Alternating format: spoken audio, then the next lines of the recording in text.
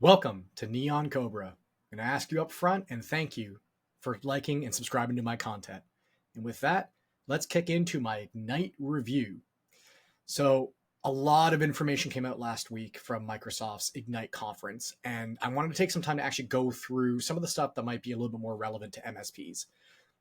It is very much the year of AI. I feel like maybe the last 2 years have been all about AI. So there's an immense amount of supporting architecture and release notes and Copilot agents and things like that. I'm actually going to take a step back and not focus too heavily on that stuff. While I am a big fan of the AI and the Copilot agents and all these extra items, it's also very important to understand kind of what's happening behind your traditional architecture and what is being made available to maybe someone already transacting in Azure or looking to grow into that and take advantage of the top items. So I'm going to try to break this down into a couple of different areas. We're going to start talking about some of the Azure enhancements, and I intend to just kind of highlight it and provide some insider value why I think that might be beneficial and not dwell on it too long. I'm going to provide the Ignite recap link, which has full links and blog articles and deep dives into all this stuff. So you'll be able to really dive into areas that might kind of spur an interest for you. So starting with the Azure enhancements, we're going to see additional Azure regions. So 60 new data centers are rolling out this year globally. Predominantly it seems to be expanding more of the APAC and kind of the EU regions, although we are seeing new data centers kind of spin up in North America. And they have the most data centers more than any cloud provider, which I think is really important depending on the line of business and the verticals you service. Having options and the ability to expand geographically is pretty significant, right? Being limited to geo restrictions or certain data residency policies can kind of disqualify certain providers. So I think that's kind of a big step for them. Azure Local, so talked about that a little bit last week. The Azure Local via Stack HCI, or formerly Stack HCI, is extending, and providing the reality that not everything can be in the cloud. So for solutions for MSPs that maybe have geo-diverse clients and they need to be able to provide the same experience all around, you have that ability via the Azure Local. New Azure AI chips. So they partnered with NVIDIA and they've got the new GB200 V6 VMs coming out. So if you're doing your own kind of AI modeling, not necessarily something we see too often in the MSP space, but I do have some partners that do that. The new GB200 V6 VMs will provide the latest and greatest NVIDIA chips. The Azure AI Foundry, which is kind of a rebrand, or actually is a rebrand of the Azure AI Studios. It's going to provide more central design platform that kind of brings your GitHubs, your Visual Studios, your Copilot Studios. It's very similar to what we saw with Fabric, right? Where it's kind of bringing all your tools into one central area. One thing you're going to find actually as you look through a lot of these items and like what Microsoft is doing is they're kind of bridging the gap between a lot of different product stacks. And once they start doing that, you're seeing like these Copilot agents becoming available, and they're really kind of doubling down on the ability to leverage large language models and kind of a more humanistic approach to interface with tools that you traditionally wouldn't have been able to. So you will see that as we kind of go on. And if you dive into the AI side, you'll definitely have more of that as well. Some new HBV5 VMs for high performance computing. Again, not so much in most of the SMB, SMC space for MSPs, but it's good to know your options out there. You got the new V5s, and you always kind of want to standardize on the latest and greatest to get the best bang for your buck. New Fabric capabilities. So we saw Fabric kind of hit the market last year. Power BI P1, P2 SKUs are going end of life, and Fabric is kind of the replacement for that. So additional improvements on that is kind of a big thing. The big one being SQL, right? There's now an Azure platform Fabric SQL database integration, which is pretty huge. So you can actually run your SQL workloads in the Fabric workspace and kind of bring that all into your overall view. And again, you can now do enhanced user ability to perform kind of text-related tasks with minimal code. So with the, again, more Copilot, more working with the AI and large language models, you can have more naturalized interfacing with your data.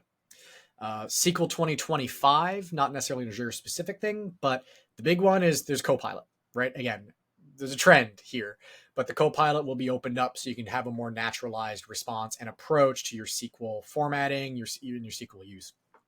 Paying a little attention to kind of more of the Azure Virtual Desktop, what I would essentially say is the bread and butter of a lot of MSPs in the Azure space. AVD App attach application delivery, and subsequently app attach now supports AppV. So if you're doing containerization of specific applications, this could be a great boon to you. We're seeing more ways to deliver and manage these.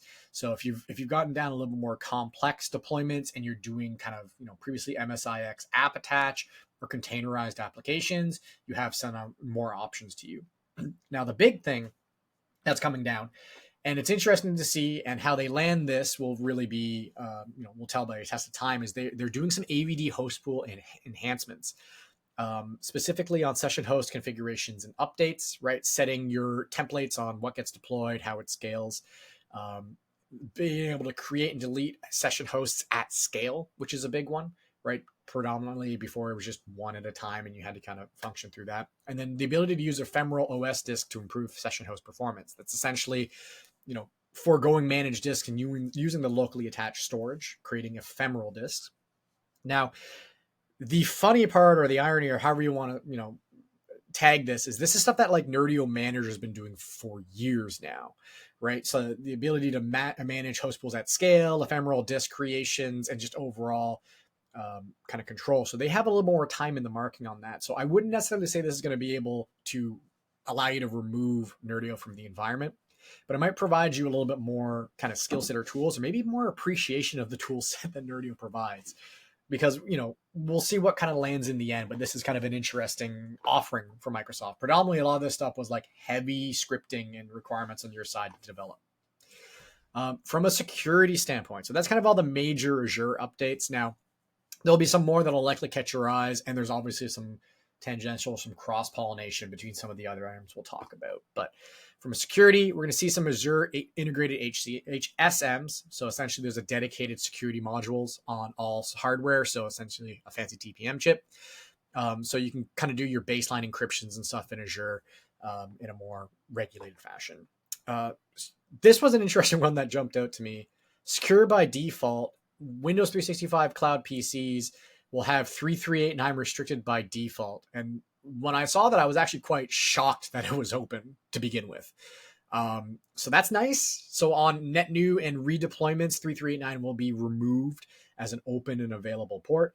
You'll eventually have to see, there are obviously ways via admin consoles and stuff to modify that if required, but I would really evaluate why we're opening up RDP for these items. I'd love to hear some feedback on this in the community if there was like a specific use case you had for this.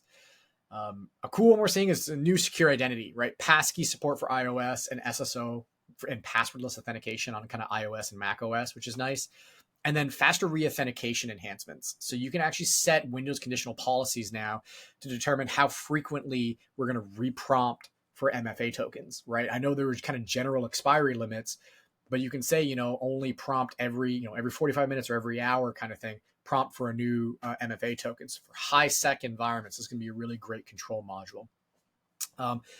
On the Windows side, and this is going to apply to, a little bit of AVD, Windows 365, they're allowing Windows hot patching in Windows 11, which is amazing. Not having to reboot to push critical patches during production hours is fantastic.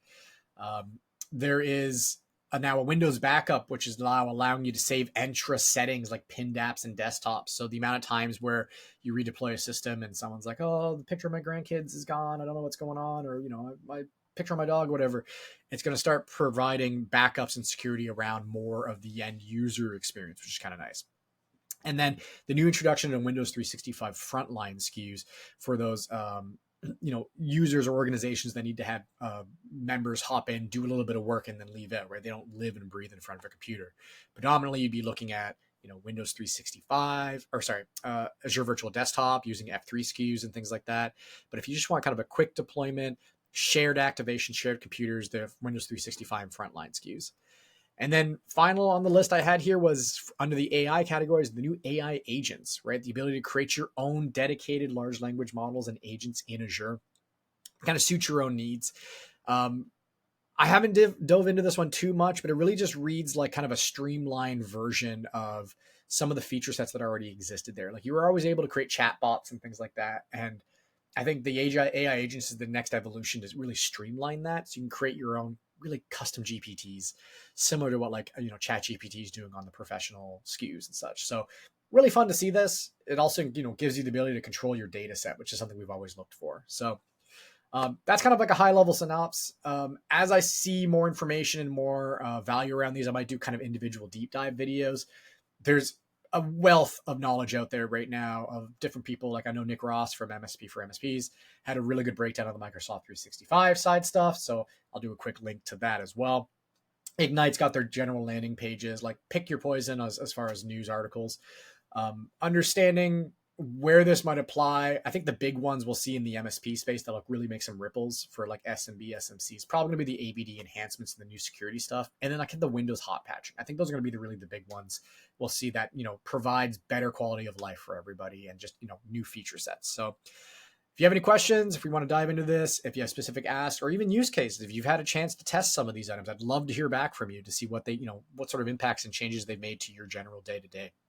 Again, thanks again for all the likes and subscribes. Hoping to hear back. Catch you next time.